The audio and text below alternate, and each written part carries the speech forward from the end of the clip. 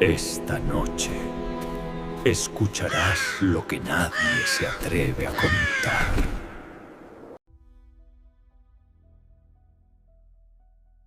Siempre pensé que diciembre tenía un tipo de luz distinta. Incluso los días nublados parecían más brillantes, como si el aire mismo amplificara cualquier reflejo. Pero este diciembre empezó diferente. Me llamo Daniel. Trabajo en Ciudad de México, pero soy originario de un pueblo pequeño del estado de Puebla. Cada año, casi por costumbre familiar, mis padres me pedían que al menos una vez en diciembre fuera unos días a la casa donde crecí. A veces iba el 8, a veces el 10, a veces el 15, dependiendo del trabajo. Nunca había sido un mes difícil para mí, pero este año sí lo fue.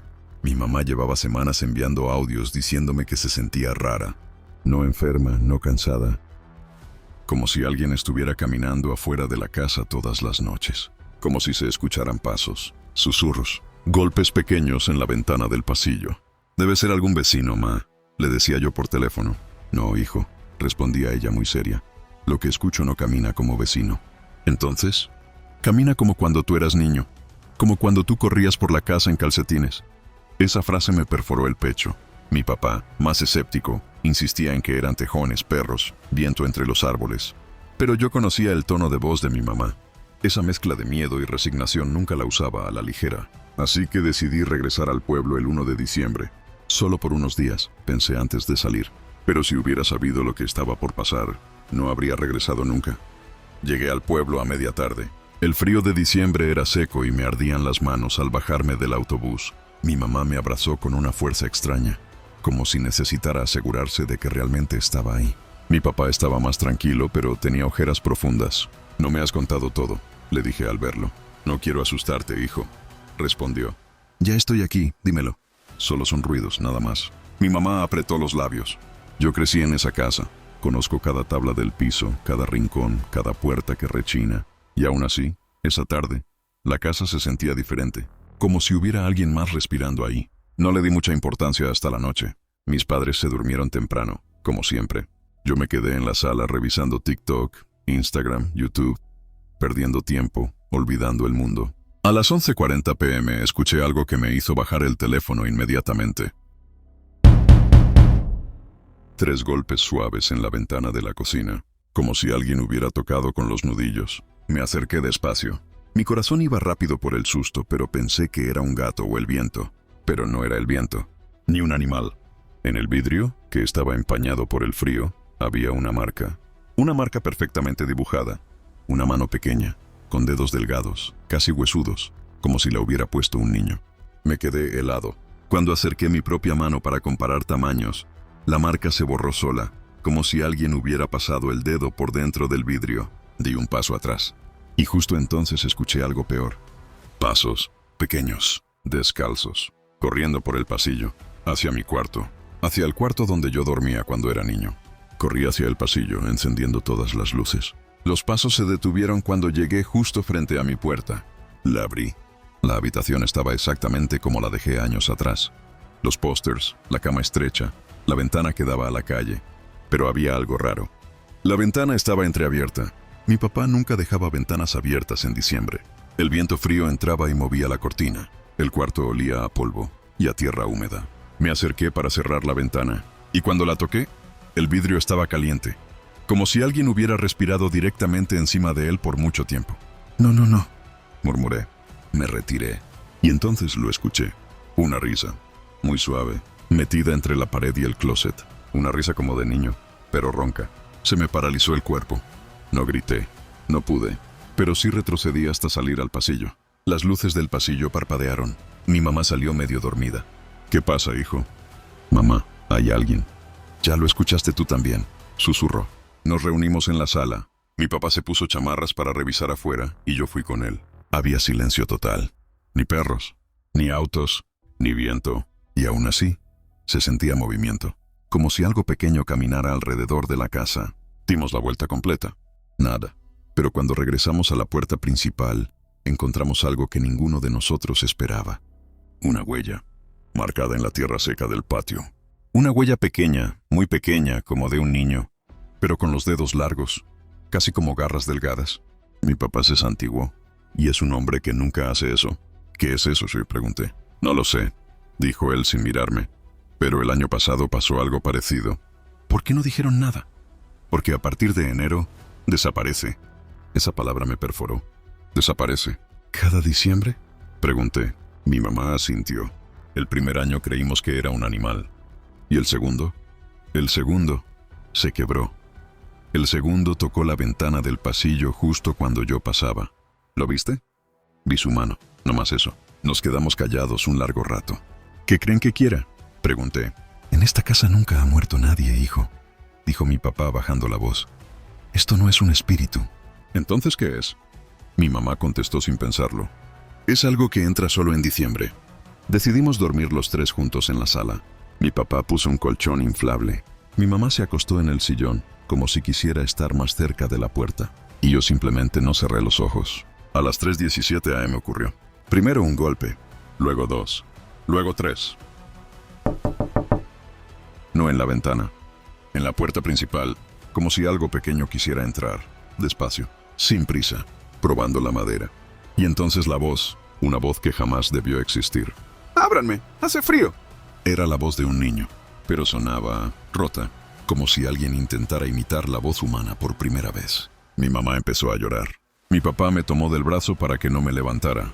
El pomo de la puerta giró, lentamente. No lo abría por completo, solo giraba, como si hubiera una mano muy pequeña del otro lado intentando entender cómo funcionaba. Luego silencio, silencio absoluto, hasta que escuchamos algo que me persigue hasta hoy. Una risa, justo detrás de la puerta, al nivel del suelo. Y después algo se arrastró, como dedos, raspando la madera desde afuera. Mi papá se levantó, agarró un bat viejo de béisbol y se acercó a la puerta. Nos hizo seña de que nos alejáramos. Cuando puso el ojo en la mirilla, retrocedió tan rápido que cayó sentado. ¿Qué viste?, le pregunté. No podía hablar, solo negó con la cabeza. No abras, murmuró. No abras, pase lo que pase. La cosa siguió raspando, y luego caminó hacia la ventana. La escuchamos pasar arrastrándose, como si fuera un niño gateando, pero más pesado. Se detuvo justo donde estaba mi vieja habitación y golpeó el vidrio. 1, 2, 3 veces. Luego silencio. Y no volvió. Me quedé todo diciembre ahí con ellos. Cada noche era igual. Ruidos, raspones, pasos pequeños. Pero cada madrugada, entre las 3 y las 4, la cosa daba una vuelta por la casa. Nunca entró. Nunca rompió nada. Nunca habló más allá de ese susurro. El 31 de diciembre, a las 11:59 p.m., hubo un golpe fuerte en la ventana del pasillo, como si exigiera entrar, como si fuera su última oportunidad. Y justo cuando dieron las 12:00, cuando el pueblo comenzó a quemar cohetes, todo se detuvo. El ambiente cambió. La casa respiró, como si se hubiera ido algo muy pesado. El 1 de enero, al despertar, revisamos el patio. No había huellas, no había señales, nada, como si jamás hubiera existido. Mis papás me abrazaron. Mi papá abrió las ventanas. Mi mamá puso música y la casa volvió a la normalidad. Al menos hasta el próximo diciembre. Regresé a la ciudad el 3 de enero. Quise convencerme de que todo había sido una coincidencia. Un animal. Un sueño. Una sugestión colectiva. Pero la primera noche que dormí en mi departamento, ocurrió algo imposible de ignorar. A las 3:17 de madrugada, la misma hora. En mi ventana, di un brinco del colchón. Fui corriendo. Y lo que vi me heló la sangre. Una marca de mano pequeña, muy pequeña, con dedos demasiado largos. Y debajo, escrita en el empaño del vidrio, como si alguien hubiera pasado su dedo.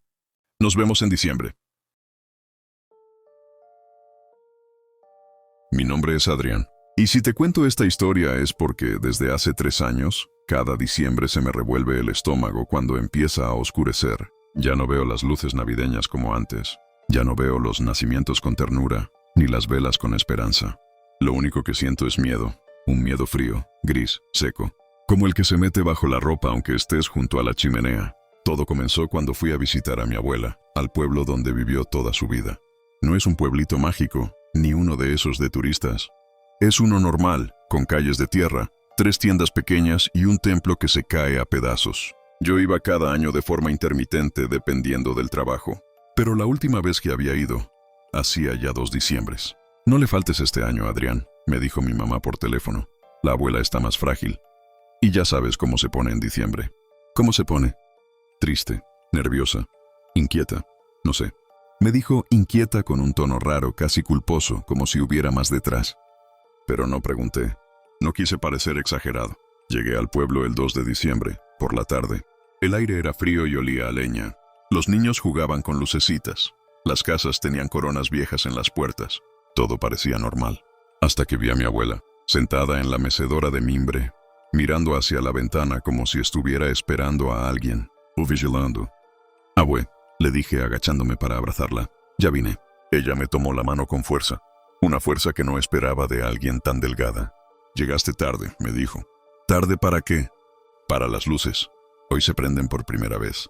«¿Las luces de Navidad?» «No, hijo, las otras». Se me heló la espalda, pero no dije nada. A eso de las 7 p.m., cuando el sol ya se había derrotado por completo, mi abuela se levantó de su silla con dificultad. «Ven», me dijo. «Te voy a enseñar algo que tu madre nunca quiso contarte». Caminamos hasta el final del corredor, hacia una ventana antigua con vidrio opaco que daba al cerro. «Mira hacia allá», susurró. «No parpadees». Obedecí. Al principio no vi nada, solo oscuridad. El cerro parecía una manta negra envolviendo el pueblo. Entonces, un punto de luz se encendió en la ladera, pequeñísimo, como una vela muy lejana. Luego otro, y otro, uno más, y otro, y otro. En cosa de segundos había una fila completa de pequeñas luces alineadas bajando por el cerro. No eran cohetes, no eran autos, no eran casas. Eran demasiado delgadas, demasiado estacionarias, demasiado frías. «¿Qué son?», pregunté. «No lo sé», respondió mi abuela, «pero aparecen todas las noches de diciembre, desde que yo era niña». «¿Y nadie las ha investigado?» «Los que lo intentan». Hizo una pausa, como si le doliera decirlo. «No regresan igual», lo dijo con una tristeza que me rasgó por dentro. «¿Qué hacen esas luces?» «Bajan». «¿Hacia el pueblo?» «Hacia las casas, pero nunca entran. Menos mal». «¿Y por qué en diciembre, abue?» «Porque es cuando más se les permite acercarse. No sé si por la fe, por las velas, por los rezos, pero cada diciembre están más cerca». Cerré la cortina instintivamente. Esa noche aprendí la primera regla del pueblo. En diciembre, nunca mires de frente a lo que se mueve en el cerro. Llegó la noche. La casa era fría, a pesar de la chimenea, y yo no podía dejar de pensar en las luces. Mi mamá, mi tía y mi abuela preparaban chocolate caliente, pan, atole, todo lo típico de diciembre. Intentaban que me sintiera en familia, pero la tensión era evidente. «¿Por qué no cierran las cortinas?», pregunté. «Porque si las cerramos», dijo mi tía, «dejamos de ver si ellos bajan». «¿Quiénes son ellos?» «Los que traen la luz». No supe qué responder. A eso de las 10 p.m., mientras mi mamá acomodaba velas en la mesa, se escuchó algo en la puerta. 3 golpes, pero no como los de un visitante. Eran golpes torpes, irregulares, como si quien estuviera afuera no supiera usar la mano. Mi abuela levantó la cabeza, mi tía soltó un temblor. Mi mamá dejó caer una vela. «No abras», susurró mi abuela. Yo me acerqué despacio. No conocía ese miedo, pero lo estaba aprendiendo rápido. Puse el ojo en la mirilla, y lo que vi no lo pude procesar del todo. Una figura, alta, muy alta, demasiado delgada, cubierta por un resplandor débil, como si llevara una vela detrás del pecho. No tenía rostro, o al menos no uno que yo pudiera distinguir. Solo una especie de luz temblorosa donde deberían ir los ojos. Se movía raro, como si se balanceara de un lado a otro, como si imitara la postura humana, pero le costara mantenerla. Me alejé del portazo. Mi mamá me abrazó fuerte. «¿Qué es eso?», pregunté con la voz rota. «No lo sé», dijo ella. «Pero no abras, nunca abras». La figura golpeó otra vez. Y luego escuchamos la voz.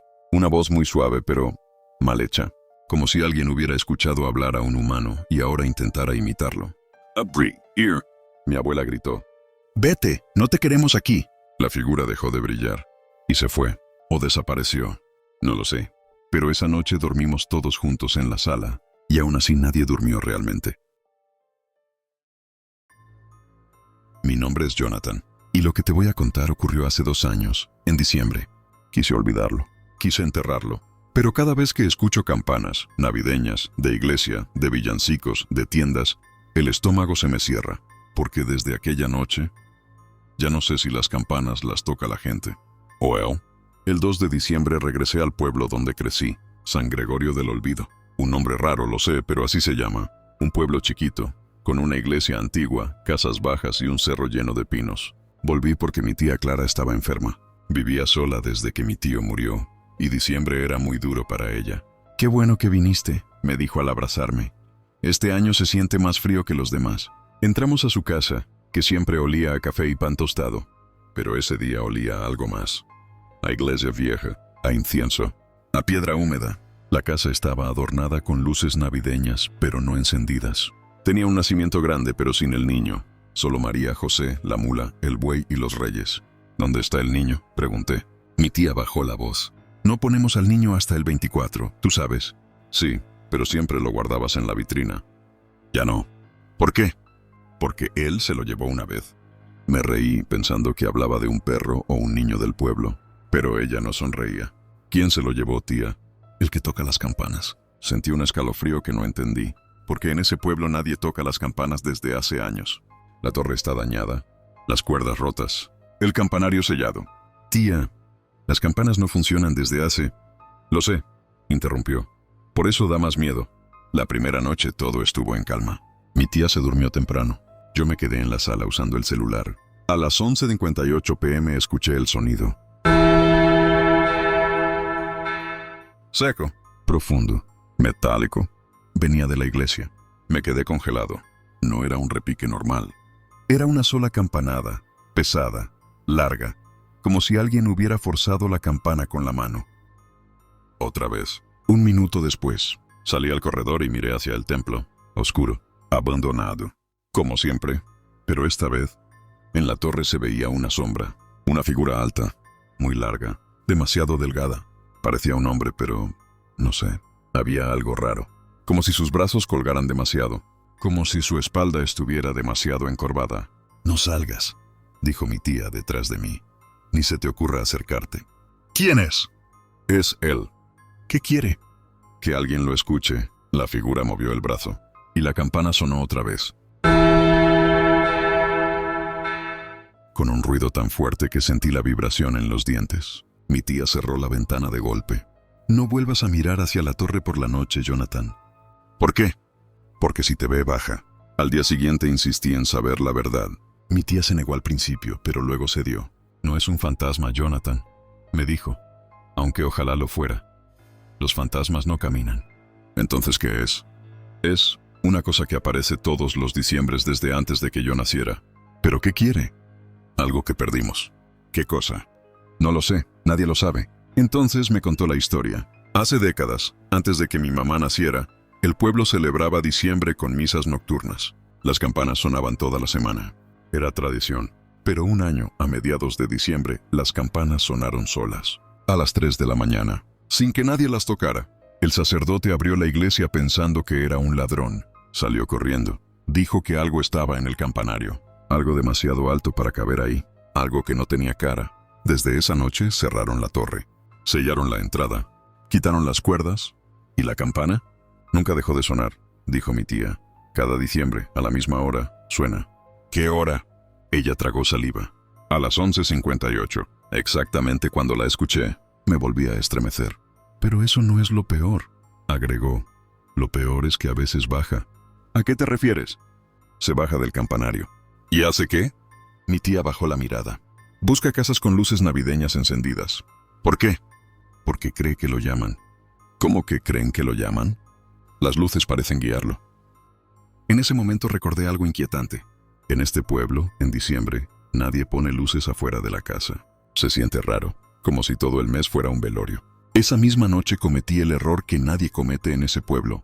Encendí una serie de luces en el corredor. Las dejé puestas sin pensarlo. Son blancas, cálidas, bonitas. A las 11:55, ya casi medianoche, salí a revisar el aire. El frío lastimaba los dedos. Había silencio absoluto.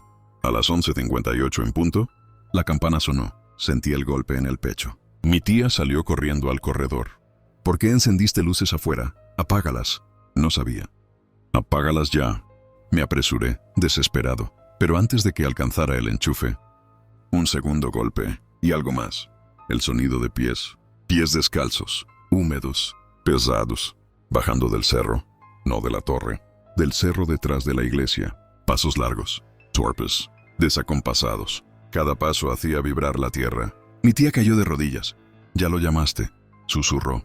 «Ya viene hacia acá». Yo estaba paralizado. Y entonces ocurrió. Las luces navideñas que había puesto en el corredor empezaron a parpadear solas. 1, 2, 3 veces, como si algo las tocara, como si algo las probara. Y después se apagaron. De golpe, toda la casa quedó a oscuras. El frío entró como un golpe. No era el frío típico de diciembre. Era un frío húmedo, como de sótano. Mi tía me jaló del brazo. «Métete a la sala. No respires fuerte. No te muevas». «¿Qué va a hacer?» «Camina». «¿Hacia dónde?» «Hacia las luces». Seguía por eso, por lo que brilla. La sala estaba completamente oscura.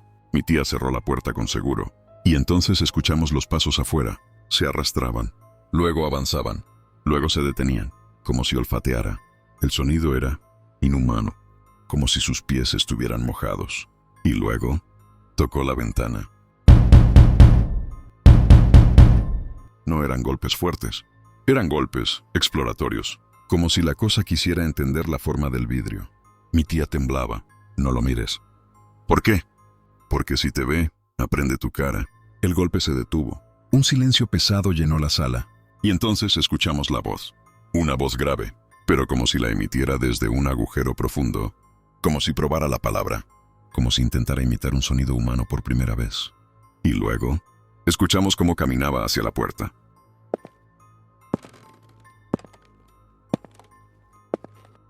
Pasos enormes, desiguales. Se detuvo justo frente a la puerta y golpeó. No sé cuánto tiempo pasó así.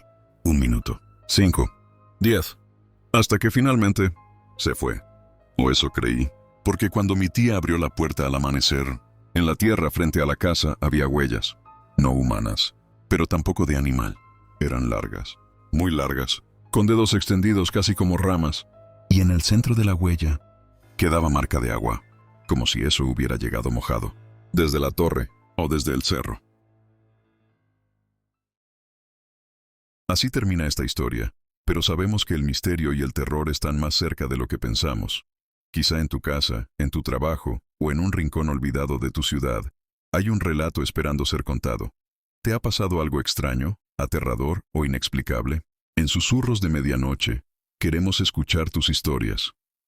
En la descripción de este video, encontrarás el correo al que puedes enviarlas, y podrías ser parte de nuestros próximos episodios. Recuerda, lo desconocido siempre tiene algo que decir, si te atreves a escucharlo. Gracias por acompañarnos hasta el final. No olvides suscribirte, darle like y compartir este video si quieres más relatos que te hagan mirar por encima del hombro. Nos vemos en el próximo episodio, si es que puedes dormir esta noche.